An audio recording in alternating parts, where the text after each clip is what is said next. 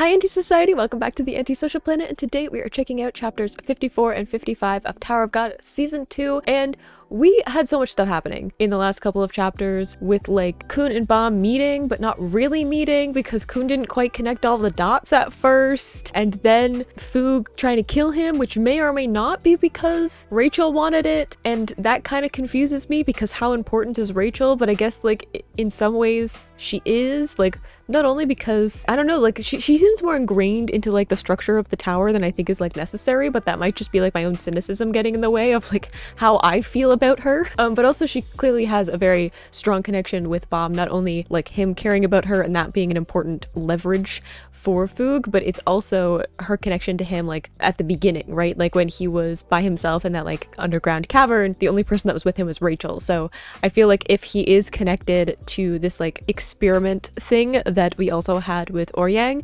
then probably Rachel is somehow involved with that, because we had like Oryang and Cassino who had like the one scientist or woman who was there to like teach them and interact with them, and then Bam had Rachel. So I feel like she's somehow connected to other stuff that's going on to like teach Bam who he is and like what stuff is going on and stuff like that. I feel like she is important because she's connected to Bam, but I don't think she's important enough for like Foog to be like swooping in and deciding to kill off one of Bam's like best friends just because she asked them to. But at the same time, maybe they just wanted an excuse, especially since they were kind of testing Bam. So anyway, lots of things happening in the last couple of chapters, and we now have Kun with Team Sweet and Sour who are on their way to the workshop battles. We have Bam with his kind of like half and half team right now, where it's like partly Foog members with that one crazy girl, which I'm kind of nervous about her being around. She's a little bit too much of a zealot about like Bam to make me comfortable with her being around. And then we have the couple of members from Kun's team that actually survived. And I hope Dan is okay. They seemed like they were going to be able to help him. So I feel bad for him because he didn't want to be part of this. So I hope that he ends up being all right. We have a bit of a shakeup with the teams and who's going to be teamed up together, but we did get a little hint of Shibitsu and his team as well. So, and more importantly, the thing that happened in the last couple of chapters, my boy Rock showed up. So things are like a mixture of like sadness and anger and happiness all just together as we maybe get towards this workshop battle. I don't even know anymore. Oryang is with Foog. It's a whole thing. Let's get into chapter 54. I probably have forgotten things that are also important because so many things happened that I didn't really have a chance to catch my breath. But let's get into the next chapter and see if maybe some things right themselves. Okay, I like getting to see that teddy bear is good. We're conscious. We're sitting up. Good things. Yeah, can we be mad at him for stabbing you? Do we remember that he's the one who stabbed you? Because I feel like you should be angry about that. Okay, good. We're mad about that. Good, on the same page. Oh, okay. We're going to stab our friend through the torso so that he's critically injured after we haven't seen him for a long time. And then we're going to greet him by asking for a favor. Cool. I see how this is going to be. See, Miss Sophia, that was what I was thinking. Her. She's the girl that they saw before when they were still being experimented on, or almost experimented on, because I guess it was before they got turned into like ignition weapons. But Sophia is like their Rachel, which makes me feel like Rachel probably has something more to her purpose than just like she randomly found Bam, because that never seemed like the reason. She always seemed like she showed up to that like cavern where he was with a reason. I just don't know who sent her. Maybe it was Foog. It's entirely possible. I already had the notion that like maybe Foog already got Bam like earlier on in the experiment, and I feel like he's also mentioning Sophia because he knows that that's a way of like manipulating Oryang, right? Like after everything that happened, he's like, how do I convince him to come with me? And it's like, I have the right leverage because no one knows Oryang the way that Cassino does. Like I just had their juice boxes. They ended up being submissively locked away. I mean, what are they gonna do? They're like flying in the air. At least they get some juice boxes. That's quite nice. It's a very good question. We have some dark hooded figures. That's not unsettling. It's probably fine. A game? What kind of game? A good game? A bad game? A death game? That's right, we ended up with her showing up. And because Kun probably hasn't seen her since like floor 1. There's so many things where I'm like trying to remember who has interacted with whom up to this point, where I'm like, wait, how long has it been since these two characters have seen each other? Because there's so many characters, but it's been a minute since some of them have been in the same place. She travels. Oh, that too. He doesn't know that she traveled. Okay, yeah. This is a wild card. This is something that Kun does not have information on yet. I wonder if she'll just tell him. Like, she'll just, like, give him all of the information. I mean, like, not all of it, but she'll just, like, be super upfront about it. Okay, cool. Yeah, she's like, I'm a guide, so I got this. Yeah, I was like, okay, she's gonna say that she's a guide and she's Foog? She's like, yeah, you know, put it all out on the table. Oh yeah, there's a whole plan. Like, Kun thinks that he's good at planning. There's a whole plan with Foog, and I don't even know all of it because I feel like there are so many pieces. Ooh, that's true, because if Rachel is Foog, then she probably would have made it look like he died as part of that. Does that mean she also knows that he's definitely alive? There's been too much information thrown at me in the last few chapters. Dang. I mean, I guess too of like, she's being like, oh, she's kind of flippant, right? Of like, this is just a whole plan, and like, all of these things happened. And I'm sure that to Kun, not only is this saying that like, all of this pain that he's gone through, not only like feeling like he lost Bomb, but then also his teammates getting killed because there were Foog members in it, and like all of the things that he's been struggling towards, even like the things that have been motivating him up to this point, which is like revenge and, you know, finding a way to right the wrongs of what was done to his friend, has been motivating him for years. And then he's finding out that this has all just been Foog like manipulating him and the people that he cares about. Must be like so infuriating, like sad, and kind of, I don't know, it's almost like getting hit when you're down, like but I think mostly it's like infuriating, because especially to Kun, who, like I've said, is a planner, and he likes to kind of see everything. It's a chess game for him, and to know that like he thought he was playing chess well, and then to find out that the game's been like happening on a different board you know, like it's a whole different feeling, I'm sure, for him as like someone who likes to be in control and know what's happening, to just figure out that he doesn't know. Ooh. I feel like if anyone is gonna like tear the tower down, it would be Kun and his rage. Like, I feel like so many people have played with him and they just don't understand what's brewing there. Like, I feel like maybe some of them do to some extent, but I think that it's far scarier than they're giving him credit. Foog planning, she wasn't part of it. Interesting. So we have like elders who are getting involved, who I feel like probably isn't the team that we've kind of seen up to this point with Foog, and them wanting to like control him better. But then you also have, like, oh my god, her name is so hard for me to say. Hua Rin not being part of it, and I feel like that's a bad thing, because she says even, like, when Kun's like, you were also backstabbed, I feel like that's a bad thing to do to her. Like, speaking of people who are scarier than they might seem at first, I feel like it's a bad thing to, like, backstab her. It seems like why she's here, to, like, ask a favor, because she's like, alright, I can play games too. With VLA's team, he has a team though. He's with Sweet and Sour. He is very scary, yes, I believe that. Interesting, so they're like, we can't go face to face with, you know, certain members of Foog that are like surrounding Bomb, so they're kind of doing it in like a underhanded way. And it's, you know, now it's like, okay, compromise. If whoever wins gets to continue with Bomb, and whether that's his friends or the people that Foog has chosen. You'll get to be there though. Like, they're gonna probably take advantage of Bomb anyway. Wouldn't it be better to have friends around? It's true, if they did try to kill you, they might continue to try and kill you. I'm sure he doesn't like not having, like, alternative options, though. I'm sure he will. He'll figure it out. He's had a lot of things thrown at him like me, so he needs to, like, replan everything. But he'll get there. I believe in you, Kun. You got this. I think it's just blue-haired guy. We love Wangnan. Dan? Oh, yeah, his legs. Ugh, sorry. Mention of Rachel and my blood pressure goes up. I knew that when it was like his legs were damaged, I was like, Rachel, she's petty enough to do that. And you know what, Dan? You should prove her. You should prove her wrong and just say, like, do something really cool. Not being able to walk, or not having quite as much mobility as before. I don't know how damaged his legs are at this point, but you know what? Prove her wrong for all of us. Yeah, don't give her the satisfaction. A smile is the best revenge. You go after her. Oh, Rachel is so petty. And if it wasn't so destructive to everyone around her, I might enjoy it. I'm gonna be honest. I am not someone who is like above petty being like entertaining to me. I'm not gonna sit here and pretend to be better than I am. But it's so destructive of everyone around her that I'm just like enraged by it. You know, I like very subdued, benign petty, you know? Like when Kun like says little offliners or like outsmarts someone, I'm like, yeah, we love petty, you know?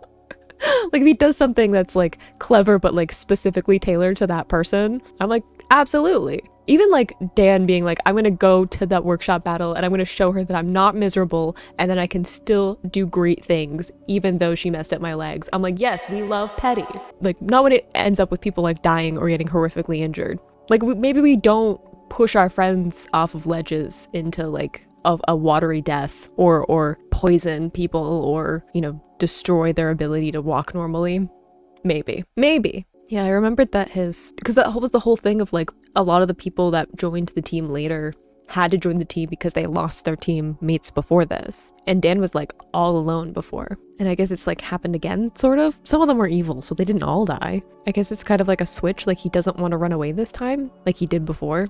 Yes, you go to that workshop battle and you rub it in Rachel's smug face. I guess they all know who she is, which probably makes them uncomfortable given the whole like Foog just like blew up an important structure with some people inside, a lot of people inside, a bunch of people died like surrounding it, and they're just like, oh, hello, member of Foog. I guess they're maybe in their hospital now, but like I'm sure it's very awkward for them. Yes, we are winning this workshop battle and taking back Bomb.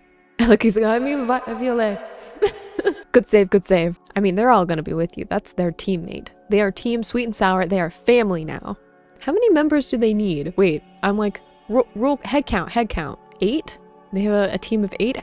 Are they exceeding the number? I don't know how many teammates you're allowed. What's the max? Oh yeah, no, he's like, you think you can just manipulate me and use me as a pawn in this whole plan of yours? I'll make you regret making me a part of this. Even like Wangnan's like, okay.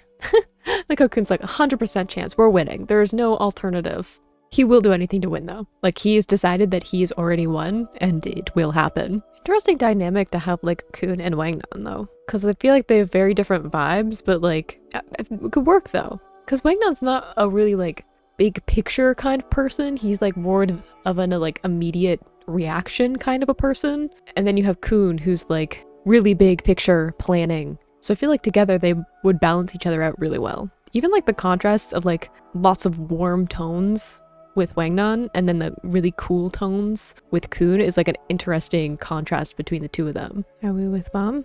And the scary hooded figures? I don't like that they're calling him Lord. It makes me uncomfortable because I don't like that we're like deifying him. It's very uncomfortable for me. Oh?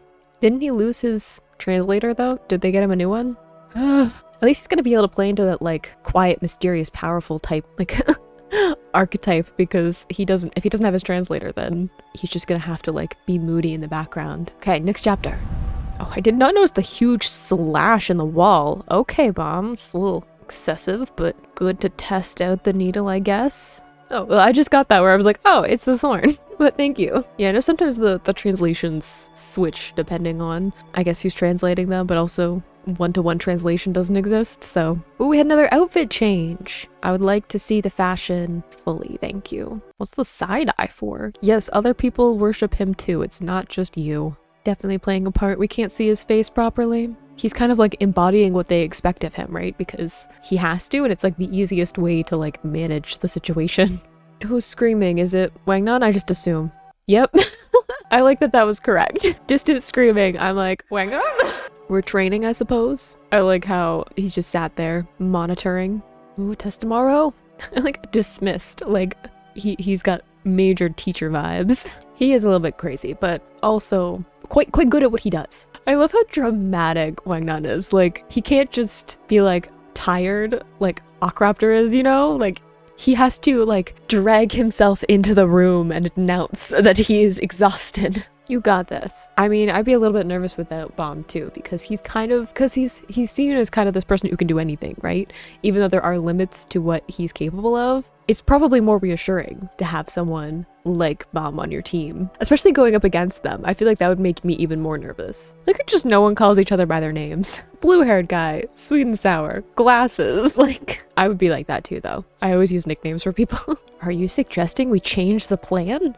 I hope that you're right, because if Kun's not impressed, this is gonna go sideways. Points for being brave enough, though, to walk into his room and be like, I would like to change the plan. Oh yeah, she's a warrior. But Kun isn't exactly the, like, warm and fuzzy, reassuring type. I like their friendship. It's very sweet to me. I feel like Mi-sung would feel a certain, like, weight to this whole thing, too, because not only is she, like, young, and because of that, I'm sure that she has like even more nervousness about the whole thing, especially since she, I don't know, she sees herself as young and like less capable and that kind of a thing. But I think she also has some guilt about what happened in the last test with when Bomb got hurt. She sees that as like her fault, and I feel like she's trying to make up for that in retrospect. But then also this is them trying to go after like Bomb, who she has a certain connection with, and then it's also Oryang, which she has a certain connection with, and it's like her feeling like people are being taken from her and she wasn't able to do anything or like protect them, and this is like her chance to help them and get them back. So I'm sure that she feels a lot of pressure for that. Like I'm sure all of them feel that pressure, but like I feel like Mi-sang even more, especially since she like saw Bomb when he was about to leave. And I feel like there's probably part of her brain that's like, what if I could have said something or like picked up on the fact that he was going to leave and then could have kept him here so that he wouldn't have been taken away. He wouldn't have like gotten wrapped up in all of this. Oh, she brought up her parents too. Oh, somebody hug her. I don't know if Prince is the right person, but somebody hug her. Can we talk about how he has an Ace shirt on though? Like one, it might be Ace is like being an Ace is like someone who's like really good at stuff, but then I also think Ace because he's wearing purple. Maybe it's me taking too much, but I will take the casual asexual identification in this. Like him just like casually representing Ace people. Not to ruin this like touching moment about like sorrow and pain and losing people, but I need to diffuse the tension a little bit. Okay, well, Prince also isn't good at the whole like warm and fuzzy reassurance thing. Is there anyone on this team who's like really good at being like soft and reassuring? Because I'm like, Kun, no. Prince, no. Okraptor is like a sweetie pie, but he's not very good at like expressing that. I'm like, Oryang wasn't very good at expressing it either, because he was pretty quiet. Goseng maybe? She's like probably the only one. And like Mi-sang are like the only ones who would be like anywhere close to being reassuring, and they're the ones that need reassuring. So I'm just like aware that this team doesn't really have that like, because even like Wagnan, bless him, doesn't quite know how to comfort people. Are you a grown-up, Prince? You're older. I don't know if that necessarily makes you grown up. You did like playing that dancing game with her. Aw, I like that this is like him being sweet though, where he's like, fine, I'll fix it. It's cute. I like their friendship. Are we flamethrowing people again or places again? I mean, probably this whole like thought spiral thing you've got going on isn't helping with the whole concentrating and honing your abilities. Like Okraptor's like, everybody stop making so much noise and being anxious. I just want to sleep. Oh, I like the representation of like all of the like rooms that like the lights on and then a couple of them are out, being like some people got to sleep. If I had to guess, I would say Okraptor and Kun. Maybe? Actually, it might be Kun and Dan. Yeah, I feel like they might have been the ones that got the most sleep, given this. Because they all have excuses and Okraptor's just like, they kept me up. Okraptor out here built like a single parent with a bunch of kids. Like, are they all gonna sleep on the ride there? Or are they gonna go back to sleep for a while? Okay, Kun, I get it. You're not great with the whole feelings thing, but this is one of those times where empathy might help you a little bit. Not everyone is fueled by logic. I get it. I'm a very logical person too, but some people let their feelings dictate their decision making. A little empathy here, you know, as leader of the team. This isn't like a carefully crafted team like Kun had before, where he had like very specific people that he'd chosen for a very specific reason to like fit into his plans, and now he has to make a plan that works for this like ragtag team of people that don't really get along, and they have like differing talents that don't necessarily naturally mesh together, and they all have like feelings. They're all very emotional people. You'll figure it out. Aw, I like how all of that were like, they should rest and they should be, you know, thinking of like their condition and how they're gonna be in the test, and then this, he's like, I can't sleep, I'm nervous. A nice human moment after the like lack of empathy there for a little while. I think like it makes sense to be nervous because I think part of it is like he's had a month to figure out this team. So like know them as people, understand their abilities, and figure out a plan to put it all together. Like not only figuring out, okay, what are their abilities and how do they work and how can I push those abilities? It's also, okay, how do we then take those abilities, make a plan, and then like rehearse the plan and contingencies. Like it's so much to fit into a single month when he spent years getting his previous team together, and they were people that he had again specifically picked to fit with what he wanted to do and so that they would work well together. So he's really working against the clock with that. So I feel like there's some of the nervousness to that of like not being like 100% sure. Like he kind of poses himself with, you know, like he can say that he's 100% sure they'll win, but that doesn't mean that's actually what's going on in his head. But I think the nervousness is also because this test matters in a way that probably some of the previous ones didn't. There's like higher stakes to this, and like not just nervous in terms of needing to win this battle in a way that pass this test in a way that he hasn't before, but I think also nervousness because he knows at the end of it it's meeting Bomb again, and it's figuring out what to do now that he's a member of Foog and that he's changed so much. There's all of these pieces that Kun like only recently found out about, and I feel like that's part of the nervousness too, of like the not knowing, but then also the human element, right? The emotions that he feels about this. Well, hello there. Are we a little robot? Cause it's kind of cute. Who is the ghostly figure? We're just not gonna go back to that one. I like the number of times that people have just been like, I don't really like my team. We had Dan saying that, and then now we have Novik who's just like, I don't know about this. Who has a scythe? This team's a little intense. Ugh, she makes me so uncomfortable. Yay! Old team! And also some new people that have joined in. Oh yeah, they don't know that Violet is Bomb. Oh, it's gonna be a whole thing. Shibitsu, you don't really know what's going on. Did they know for sure if Kun's alive yet? Probably not. I want to know who the new, because we have like, what, 3 new teammates? Is Rock just like doing his own thing? Like, does he have his own team going on? Because he's not with Shibitsu and the others. We haven't seen him with them yet. Or is he just like doing his own thing and he'll meet up with them later? It's time. I love how Prince is just Prince. Like everyone else, family name, given name, and then there's just Prince.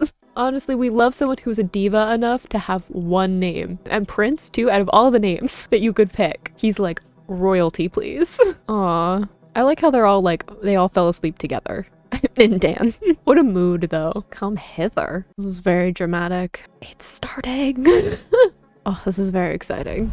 I really like the switch up with the teams. I think that's a really fun thing to do, and we had this introduction to the workshop battles like really early on, and then have spent some time kind of seeing like what we thought the teams were going to be, and then to have this sudden shakeup to be like, yeah, some of those characters are going to be there, but not with the characters that you think. So having this difference in the team ups means that it's a little bit trickier to figure out what the dynamic is going to be, not only like personality wise, but abilities. So even though we know most of the people's abilities to some extent, we don't really know how they interact with each other in like a team setting.